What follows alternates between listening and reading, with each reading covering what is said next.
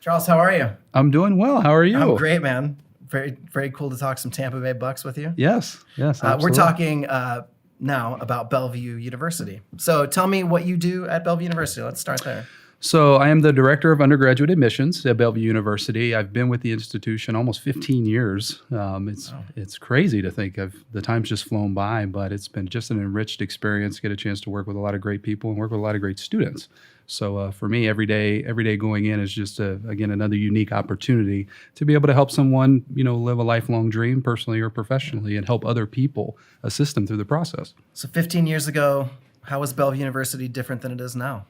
What's changed? Well, we changed at such a rapid pace, and it's one of those unique institutions to work at where we're always evolving to the next stage of how we can best help people. So whether it's just our on-campus facilities, whether it's our technology to be able to assist students, and just overall just the general vibe of being on campus has changed, but it always changes for the better, which is always a very unique thing that happens. Yeah. So let's say I did a year of college in the 90s, right? Let's just say I went for a year. You know, as everybody says, like the 90s, if you stop, you're not going back, right? That's right. So let's just say that happened to me. Yes. Let's just say, but I'm interested in getting my degree, and I'm coming to you. Tell me, what's your pitch to me? When somebody sits down across from you, what do we talk about? Well, how do you make me comfortable going back to school? Because being at the age that I would be coming back, I'm going to have a list of questions about this long that most likely probably deal with how uncomfortable it's going to be. So make me comfortable with it, Charles. Uncomfortable, anxiety is another word that comes to mind. Sweat. Yes, exactly. No, I think at Bellevue University, it's one that's interesting because we really model to the adult learner. While we service all types of students all over the country, all over the globe, really, it's the sense of our open access institution. We really want people to feel like there's never a bad time to come back. It's never too long. And really, the reality is, being educated and continuing to learn and grow is something that every individual should do, both personally and professionally. But for somebody like you who's coming back from the 90s, I would say first, don't panic. We're going to help you get through it. But as part of our admissions process, we conduct what we call a professional college advisory session. And through this session, we do one thing that most colleges, I would say, are a little bit challenged at doing. We just simply listen. We listen to what are your goals. We listen to what are your passions. And not just that, but what are your fears? What are things that really have prevented you from coming back? And as we start to capture that information and kind of get a better sense of how we can service you, because again, not everyone is a great fit for us. Yeah. And there's other options that we provide them if they're not. But really, somebody like you, we talk about transcripts. We talk about what you would consider the general topics of conversation in an admissions, discussion. But really, it goes one step further than that, where we really, again, talk about the goals and try to dig really deep to ensure folks that come to us, we do have services and degree programs that can really help them. And we feel we have we have over 85 undergraduate programs. We have graduate programs. We have doctoral programs now at our institution. And we've really found that what the students tell us is that initial experience, as you had mentioned, where it can be quite fearful. Yeah. Really, it's a very smooth transition for them when they come to us. That's great. You said something that I want to go back to. You said, what if you're looking at my transcripts, you're talking to me, and I clearly am not ready to resume at a university, at the university level. I mean, that has to happen. I'm guessing 10 times out of 10, if I'm going to a different place, they're going to be like, don't worry, we got you. That's right. No problem. Come on in. We'll put you in a classroom where you won't succeed. Talk to me about how Bellevue University is different in that way. Yeah, that is one. I think it's common in today's, in kind of today's market of higher education, and it's really an investment, right, into their future and what they're trying to do and accomplish.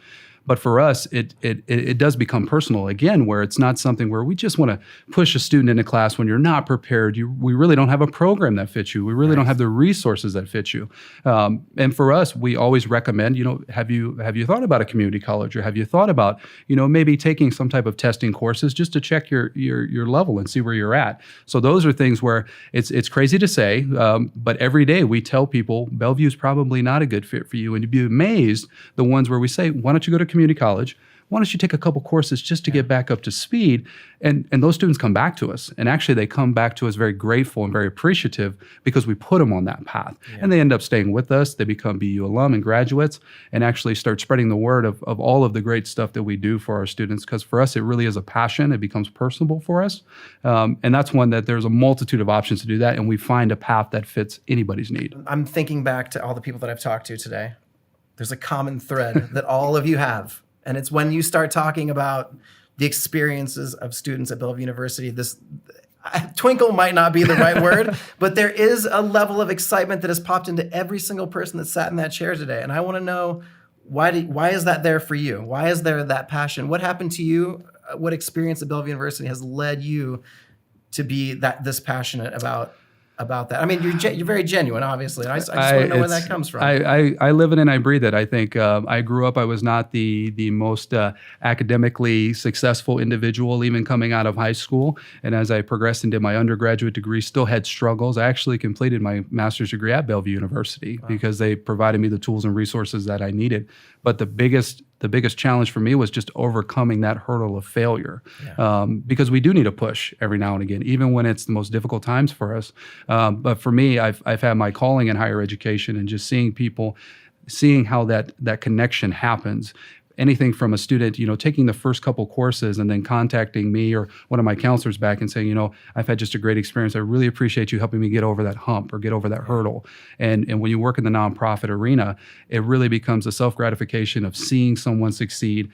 Well overcomes any monetary gain that we could get from that. And for me, that's something that drives me every day.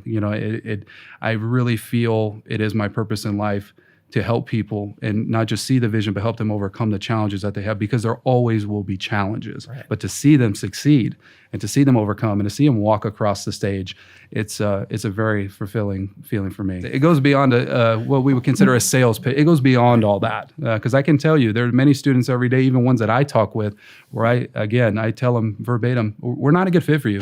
We're just not. We're not a good fit. But I want to see you succeed. So here's some resources to help you get there.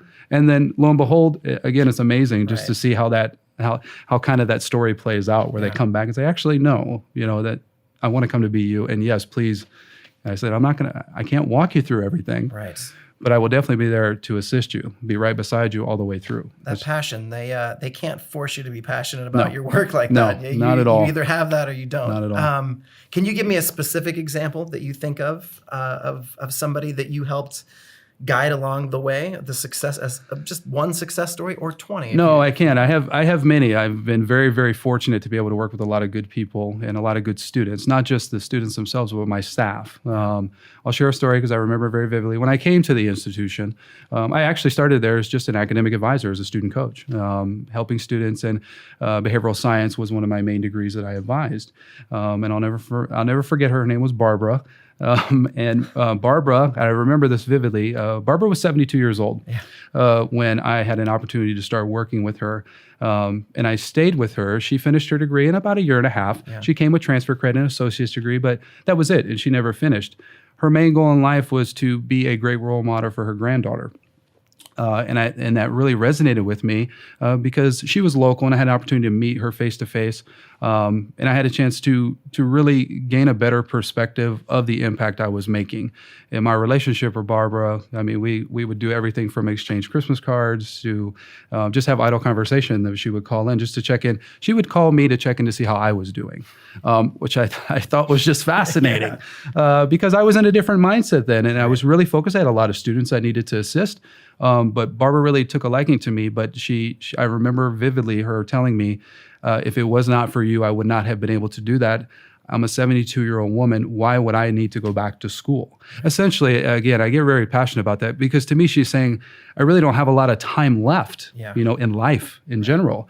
So, but the conversations we had and what she told me her goals were really resonated with me, and I wanted to make for sure I could do everything I could for her. And she was a very, very dear friend to me after we got through. And yeah, it's one that I'll never forget that because in my mind I thought, wow, yeah, you're getting up there in age, you're retired, but why you, and her specific goal set of her family dynamic really is why she wanted to pursue that behavioral science degree.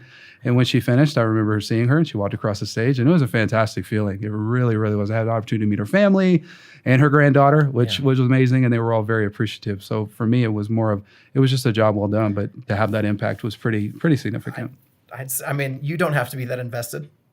Right? No, nobody's forcing you to be that invested in somebody. No, not at all. As I tell people, I work 25/8. So I am, I get that passionate about it, because there's a lot of people that I've had the opportunity to mentor with and have had the experience with. Even when I was doing my graduate degree, I've had the chance, I'm very blessed and benefited to be able to work with people that have helped me along my way. And because I've had some tremendous obstacles to overcome through my journey, and my journey's still going. And so I'm always happy to share those type of experiences with people, because I think, especially in these times we're in now, I think that's very, very important, that humanity, that our ability to just help one another is critical for us. So, and I enjoy it every day. It's one of those things where when they say do what you love, I absolutely love what I do. So obviously, with what is happening in the world right now, you're seeing a lot of people who might look at the current career they're in a little differently, and want to make a change. But again, maybe not comfortable with that situation. So let's make people feel a little bit more comfortable about talking to you about, about the opportunities that would have, the support that it would be around them in this environment. Just talk the online aspect, of course. I don't have a computer, or I don't, a lot of people are looking at they hear Zoom and then they look at their phone like, well, do I download, I was one of those people as well. I'd never even heard of it until all this went down. So make us feel comfortable with what the opportunities that would be presented to us at Bellevue University. Yeah, I would say that certainly that is a fear that is common in the place, today. And it's one at Bellevue University, we've really taken the time to understand every student at every level they're at, whether it's, like we've talked about, whether it's the student that really has just kind of been out for a little bit, or one that's just coming right in, just trying to stay with the groove. For us, it's really more about the support, and when we say support, it goes much deeper than that. When we talk about, maybe some technological gaps or things where individuals just feel uncomfortable with those things. They have a good idea about it, but maybe they don't have the tool or the resource. So we have specifically designed service models for students, things like a writing center, things like a tutoring center, but it goes much farther than that. It's not just I'm just going to call in or I'm going to email in. These are things where we can do a Zoom session or a face-to-face. We can start to close those gaps, but we can also explain to students, this is how you do those things. And so, for instance, when they come through the admissions process, we have some technological questions we ask them to get a better gauge of where they're at. And if we feel, hey, here's some recommendations for you, or maybe we want to put you in this initial course here to kind of help you get you up to speed on some of these things to help you along your journey. But we're with them throughout. I mean, we are with them from the minute they come in to the minute they cross the stage. Because again, for us, the numbers of how many we put in, which we put in over 50,000 as far as graduated students. So it's an amazing number. It's an amazing feat that we've done, but really it comes with those additional support features and functions that we have in place, where students really feel like it's not so much someone that's just here, it's a ticket-taking type of experience. This is an experience where you really feel like somebody is standing right there next to you throughout your journey. And so for us, I think we continue to evolve those services for students, because we listen to them. We have surveys and things that go out, because we tell the students, we ask them, if you've had a bad experience, tell us that, because we really want to understand where those gaps are. And once we do, we're quick to resolve those things and offer new features and new functions for students so they can feel successful through the process. But make no mistake, we're with them throughout the journey, and they feel absolutely supported through that experience. And that's something we're very, very proud of at Bellevue. That's fantastic. And do you think is that the culture of Bellevue University? Is that the result of the years of experience that Bellevue University has had in developing the online culture, for example? Where does that, again, that has been a common theme that people are talking, there's accountability on your end that you don't necessarily see in many companies at all. Everybody's like, absolutely. Well, it really comes down to us. That's been interesting to me. Where does that come about? Is that a person comes and says, listen, guys, this is about us ultimately. We're going to make them comfortable it's not their problem if it Yes. doesn't get done. Where does Yeah, I think it's a combination of all those things. As well said. Yeah, for us, it's more of, as we tell students, it's a partnership. If you really want to think about it in terms of how do we go about this journey together, it's truly a partnership. We want to do some work for you because we know you're going to do the work. That's why you came to us. Right. You came to us because you're looking for that degree or that goal that you're trying to achieve, but you need somebody, and we all do. Myself included. We need folks that help us along that journey, because when we stumble or we have roadblocks, those are things for us that we need to say, is there a resource that can help me? The beauty of it is, over time, we've understood what those needs are. And even as we continue to evolve, students really appreciate that. And quite frankly, they're amazed at our ability, especially for quick response, or even something as simple as, I'm having this issue writing a paper. That's a common one we get. We get many students that come in and say, I'm challenged on that. What does an APA structure mean? What does that mean? Those type of things where really, in the beginning, your eyes get really big and you go, wow, I think this is really not for me. And then once we have those discussions or interactions with them, again, when we talk about identifying the gaps, we help them close those gaps. And I think that's something critically important, especially like you said, in today's world where people need that extra assistance. Right. They need that. And again, that's not a negative. That's not a bad. Really, we all need that at some point in time. So it's a combination of all of those things. And like I said, I think the services that we've built and we provide to students, even now with a lot of our students working remote or having to get online, there's individuals that are available for them 24/7. That can help them through that process with even the minor issue or problem. So for us, we pride ourselves in that. That's one that for us, it becomes very personable for us to make that student feel like you have somebody with you throughout the journey. We're going to help you get across the line. Yeah, that's awesome. Thank you. Yeah, if Tampa Bay goes to the Super Bowl, you want to go? I'm in. All right, we're going. I'm very much in. It's very nice in February in Florida. It's perfect by the way. in February. It's beautiful.